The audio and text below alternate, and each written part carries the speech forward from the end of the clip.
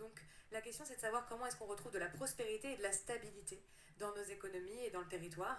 Et ça passe par deux voies. En fait, moi aussi je me bats contre les discours caricaturaux de l'écologie punitive et réaliste d'un côté versus une écologie trop radicale qui nous ferait perdre en niveau de vie. Et aussi les débats un peu caricaturaux de la décroissance versus un solutionnisme technique et une croissance verte. La solution, en fait, elle se trouve au milieu.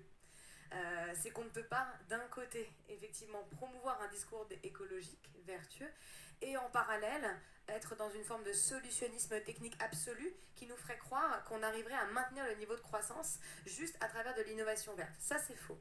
Et je vous conseille de lire le rapport de Carbon 4 sur le découplage, qui est extrêmement intéressant et qui montre que si on veut maintenir un niveau de PIB et une croissance de 3% par an, ce qui sont les scénarios aujourd'hui qu'on veut défendre, alors qu'en France, on est sur une croissance d'ailleurs plus importante, hein, mais c'est sur une vision mondiale, on devrait faire 7% de réduction de nos émissions. Et c'est aujourd'hui concrètement pas réaliste. Toutes les solutions en matière d'efficacité énergétique du PIB les plus simples, on les a déjà faites. Donc aujourd'hui, en matière d'innovation, ça nous demanderait mais quelque chose qui est aujourd'hui surréaliste. Donc c'est pourquoi il faut aborder la question avec deux prismes. Le prisme de la sobriété.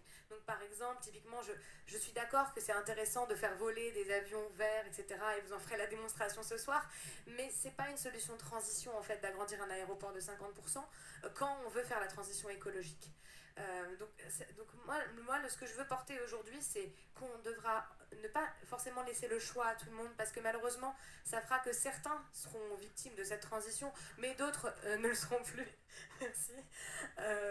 Et qu'on sait aujourd'hui que c'est et que c'est aujourd'hui 10%, et que c'est aujourd'hui quand même 10% des plus riches qui consomment 50% des émissions. Donc il va falloir que ce soit un récit commun, il va falloir qu'on crée un nouvel imaginaire, et ça passe par des pour moi, je pense, des politiques ambitieuses, et des politiques qui sont transparentes pour les citoyens.